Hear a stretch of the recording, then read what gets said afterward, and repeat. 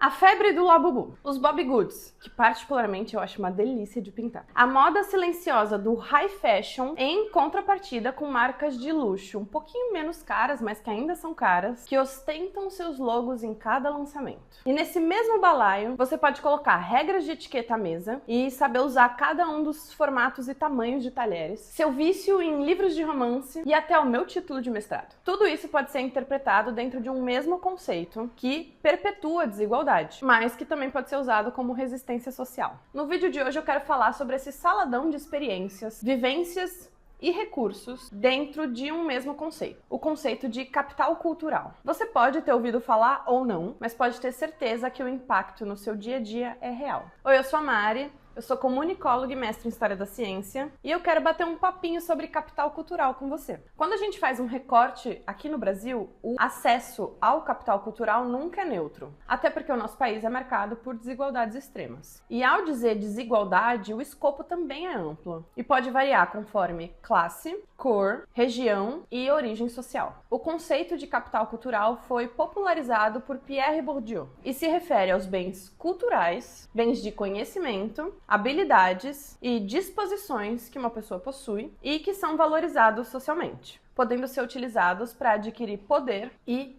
status na sociedade. Esses tais bens podem ser materiais, tipo acesso a obras de artes, livros, instrumentos científicos, roupas, acessórios, ou podem ser imateriais, tipo conhecimento adquirido, linguagem, como falar uma outra língua sem ser a sua língua nativa, gostos culturais, que geralmente são bastante condicionados. E isso tudo influencia as oportunidades que um indivíduo tem na mobilidade social dentro de uma sociedade que é hierarquicamente dividida, tipo a sociedade capitalista, o que contribui para a perpetuação de desigualdades sociais. Mas antes da gente desenvolver e problematizar, já me segue aqui, porque a gente vai precisar voltar lá no início e conceitualizar. Então bora! Pierre Bourdieu foi um sociólogo francês e ele ficou conhecidíssimo nas noites de Paris pelas teorias sobre a relação entre estrutura social e ações individuais, além dos conceitos de hábitos, campo e capital. Seus estudos buscaram entender como as estruturas sociais moldam experiências e escolhas individuais e como os indivíduos que são moldados contribuem na perpetuação ou na transformação dessas estruturas. Esses três conceitos que eu citei, hábitos, campo e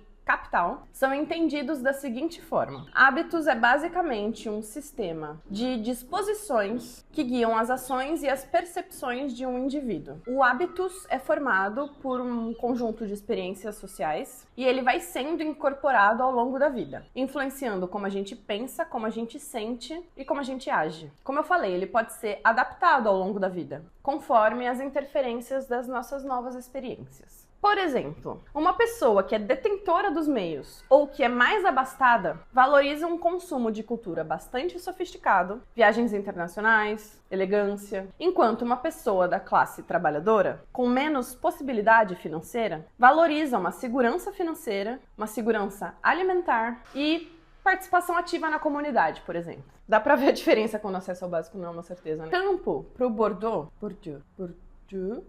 Campo para Bourdieu são espaços sociais relativamente autônomos. Eles têm regras e hierarquias, lutas por poder e prestígio que são a parte da hierarquia social geral, apesar de, no fim das contas, eles influenciarem a hierarquia social. Exemplos são campo artístico, campo científico, campo político, campo econômico, campo da moda, por exemplo. Já falando de capital, no ensaio As Formas do Capital, de 1985, Bourdieu diferencia os tipos de capital em capital econômico, que é sobre recursos financeiros, em capital social, que é definido pelas relações que a gente tem, e capital cultural, que é o que eu quero falar aqui hoje. O capital, qualquer que seja, influencia as posições sociais dentro do campo. Agora sim, vamos para o capital cultural. Segundo Bourdieu, o capital cultural existe em 3 estados. O incorporado, que são disposições e habilidades internalizadas, tipo vocabulário, acesso à leitura, as suas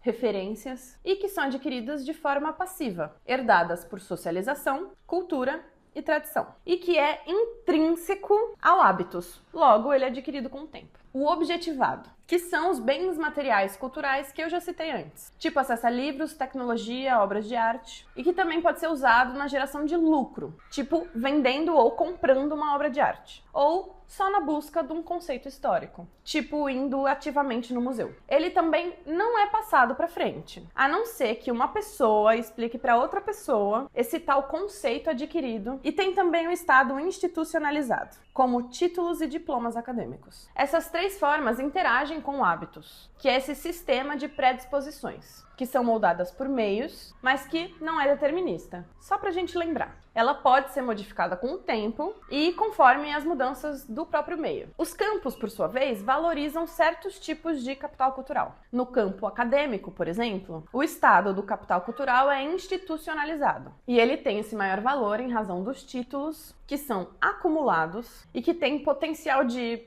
comprovar o seu conhecimento. No Brasil, a distribuição regional do capital cultural tem uma diferença berrante. Adriana Ferreira Piedade, em 2009, fez uma pesquisa com evidências da influência do capital cultural em Belo Horizonte, mostrando que os hábitos culturais funcionam como um indicador importante da hierarquia social Belo Horizontina. Se a gente ficar na porta do cinema perguntando a renda de cada pessoa, casal ou família que está indo ver um filme, isso seria ainda mais escancarado. Só para dar um exemplo. Uma publicação feita por Marcos Vinícius Ferreira Oliveira, com um estudo sobre a Base Nacional Comum Curricular, mostrou que ela ignora as desigualdades na formação cultural dos estudantes brasileiros. Ou seja, mesmo sabendo que temos um abismo de diferença de acesso à cultura pela elite e pela periferia, a BNCC não leva isso em conta na hora de ser referência para os currículos escolares, exigindo mesmo conhecimento, competência e habilidade,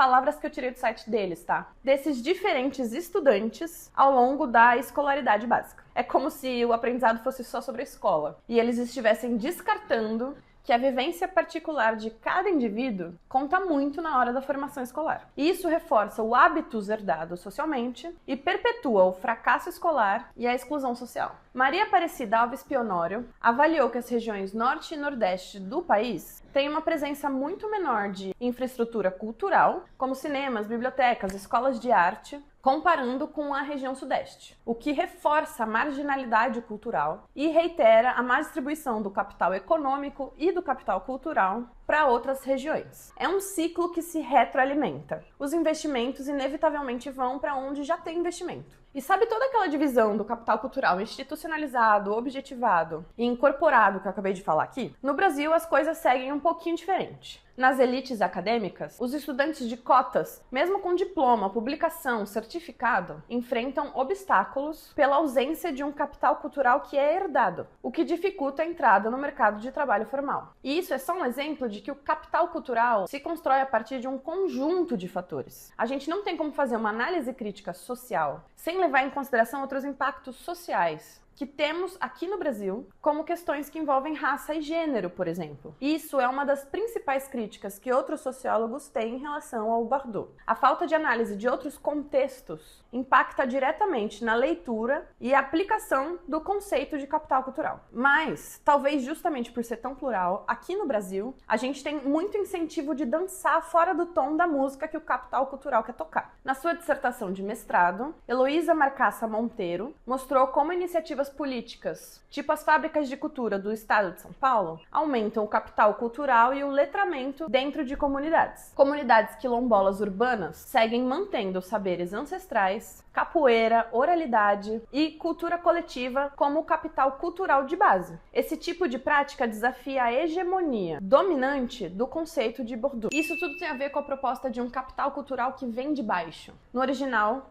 From Below, que incentiva formas de conhecimento legitimadas dentro de comunidades marginalizadas e fora das instituições, como saberes de povos originários e programações comunitárias, por exemplo. No mundinho digital, o capital cultural ganha forma através do domínio de diversos fatores que a gente tanto ouve falar no marketing digital, que são storytelling, estética visual, narrativas online, produção de conteúdo e até os memes. Quem possui bagagem de educação formal e referências artísticas converte isso em reconhecimento digital e monetização, enquanto agentes mais periféricos ficam do lado invisível da arena de combate por visualização. E tudo que eu falei aqui inclui muita autocrítica, tá? É importante uma organização social para deslegitimar os monopólios institucionais de capital cultural e começar a fortalecer mais formas populares de conhecimento. Formas de a gente fazer isso são: 1. Democratizar o acesso à produção simbólica, digital e artística. Eu sei que é difícil todo brasileiro ir para Amsterdã ver Van Gogh,